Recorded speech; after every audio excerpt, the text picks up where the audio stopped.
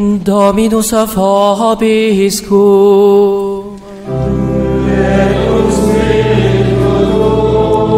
Sequentia sancti Evangelii secundum Matteo.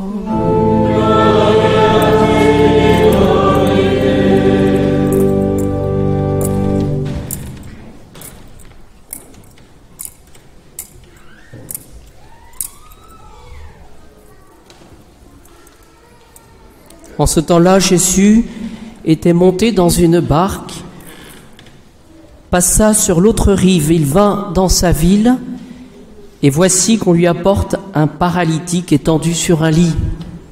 Jésus, voyant leur foi, dit au paralytique, « Confiance, mon enfant, tes péchés te sont remis. » Mais voici que des scribes se dirent en eux-mêmes, « Cet homme-là blasphème. » Voyant leurs pensées, Jésus dit, « Pourquoi ces pensées méchantes dans vos cœurs ?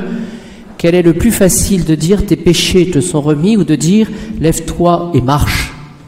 Eh bien, pour que vous sachiez que le Fils de l'homme a pouvoir sur terre de remettre les péchés, lève-toi, dit-il alors au paralytique, prends ton lit et retourne dans ta maison.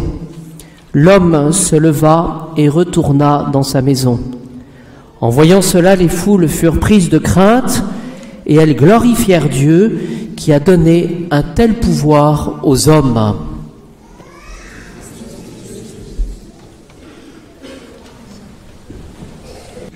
Au nom du Père, du Fils et du Saint-Esprit, ainsi soit-il.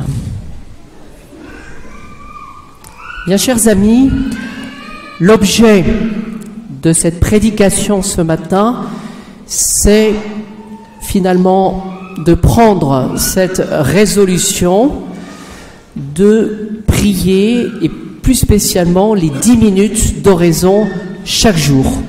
Prier les 10 minutes d'oraison chaque jour. Pourquoi est-ce que je vous en parle ? Parce que tous, et à commencer, je dirais même par le prédicateur, les tentations par rapport à ces 10 minutes de silence quotidienne, eh bien, c'est de dire « j'ai pas le temps ».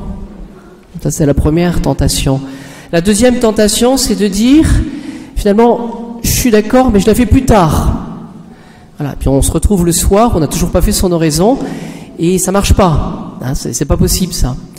La troisième tentation, c'est oui, Seigneur, je fais oraison, mais enfin, si le téléphone sonne, ou si jamais il y a un message qui arrive, je regarde quand même. Voilà. Je crois que ça réagit un peu dans l'assemblée, mais c'est du vécu, ça. Voilà. Et puis, c'est un petit peu, je dirais, cette attitude de dire « Seigneur, je vous aime », mais un petit peu du bout des lèvres. Vous savez, je ne suis pas capable de vous donner 10 minutes par jour pour vivre dans la vie de prière. Voilà. Donc, alors que dit saint Paul par rapport à cela ? Il va louer les Corinthiens. Il dit « Je rends grâce à mon Dieu continuellement à cause de vous, pour la grâce de Dieu qui vous a été donnée. » Voilà. Parce qu'en lui, vous êtes devenus riches de tout. Bien, cela, ça nous concerne. Et si nous sommes ici, je le répète souvent, ça n'est pas par hasard. Ça n'est pas par nos mérites. Un petit peu quand même, parce que ça demande un effort. Mais considérons les choses, c'est par la grâce, la puissance de Dieu que nous sommes ici à nous ressourcer. Voyez ? Et donc l'idée, voyez-vous, c'est d'aller jusqu'au bout de cette grâce qui est inaugurée. Concrètement, il faut prendre des forces. Et la force, nous la prendrons par l'esprit de prière. Oui. Que dit saint Paul ? Le témoignage du Christ s'est affermi chez vous. Il le répète 2 versets après. Et lui, il vous affermira jusqu'au bout. C'est-à-dire que le Seigneur n'est pas inopérant. Si nous prenons le temps de prier, eh bien le Seigneur va agir dans notre âme et va nous donner son esprit d'amour. Mais encore faut-il prendre ces 10 minutes. Alors, de manière tout à fait concrète, ces 10 minutes coûtent au départ. Voilà, parce qu'on a vraiment l'impression de perdre son temps. C'est pas un peu bizarre, mais c'est comme ça. On a l'impression de perdre son temps. Voyez ? Alors que si nous sommes persévérants, pour ces 10 minutes, vous prenez votre téléphone, vous mettez le compte à rebours, et puis vous mettez 10 minutes, c'est pas un quart d'heure, c'est pas 5 minutes, mais c'est 10 minutes, et que vous consacrez, mais vraiment pour le bon Dieu. Alors on peut agir si jamais il y a le feu à la maison, par exemple, mais c'est tout. Mais on peut bloquer ces 10 minutes, vous voyez, pour le Seigneur. Et cet esprit sacrificiel de la prière, eh bien, vous aidera, et parce que vous aurez cette force intérieure. De quoi a-t-on besoin actuellement? C'est d'être affermi, je vous l'ai dit, de faire fructifier ce don de la grâce, et d'avoir, me semble-t-il, cette générosité, voilà, de pouvoir rendre au Seigneur le temps qu'il nous donne. Et ne gaspillons pas le temps. Et donc, prenons vraiment cette résolution de ces 10 minutes. Alors, ma démonstration, c'est à la suite de l'Évangile, quelques commentaires finalement sur ce paralytique. Jésus va faire beaucoup de miracles à Capharnaüm.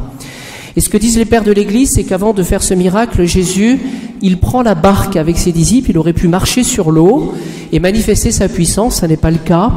Qu'est-ce qu'il va faire? Il est avec ses disciples. Voilà. Et donc, il va manifester sa puissance par ce miracle de guérir le paralytique, il va manifester sa divinité. Mais comment? Je fais simplement quelques remarques. Tout d'abord, ce qu'on peut dire, c'est que ce paralytique n'agit pas. Il a des porteurs. Et voici qu'on lui apporte un paralytique. Et donc, ce qui est assez intéressant, c'est que peut-être que ce paralytique ne demande pas pour lui-même, peut-être, la guérison. C'est pas comme le paralytique de la piscine de Siloé, vous savez, qui essaie, qui attend qu'on le porte pour le mettre dans la piscine pour qu'il soit guéri au moment du passage de l'ange. Lui, il a des porteurs. Voilà. Alors, qu'est-ce qu'on peut retenir de cela? Ça ne veut pas dire forcément qu'il était contre cette guérison.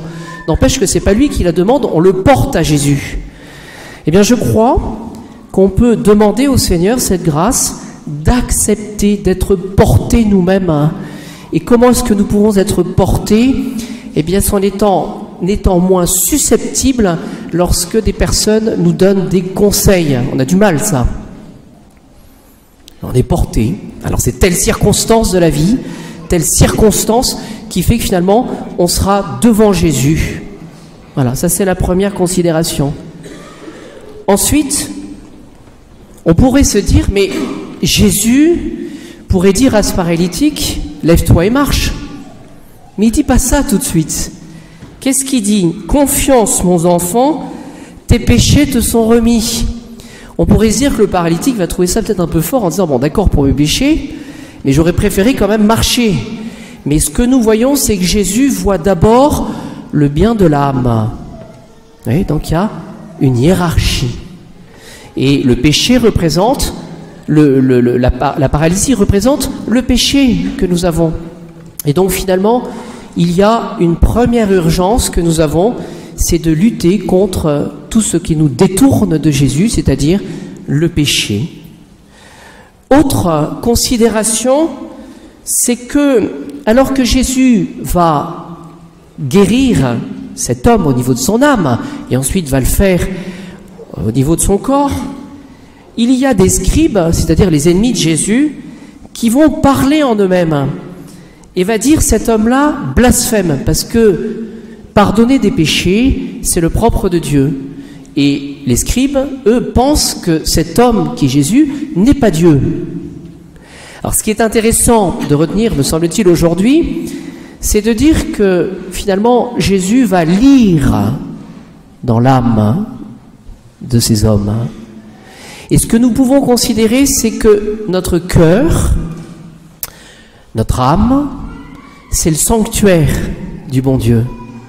Voyez ? Et que le bon Dieu, qu'est-ce qu'il fait? Il lit dans notre cœur. Et il lit aussi dans le cœur de ceux qui sont mauvais, pour essayer de les changer. Voyez ?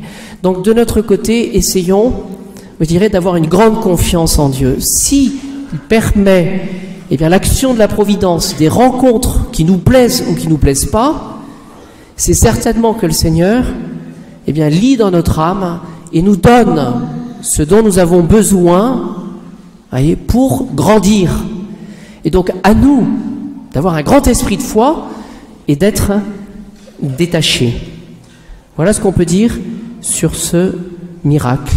Jésus va lire dans les pensées et va déjouer finalement les mauvaises pensées de nos ennemis et peut-être aussi nos mauvaises pensées. Ma conclusion, quelle est-elle? Les 10 minutes.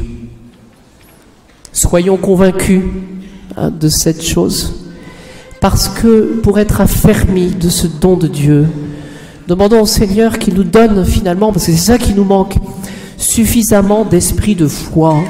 Si on ne prie pas, ou si on a du mal à prier, c'est que finalement, on ne croit pas suffisamment dans la force sanctifiante du Christ. On n'a pas la foi, ou pas suffisamment. Alors essayons bien de demander aujourd'hui ce don de la foi, et essayons d'en vivre par les 10 minutes.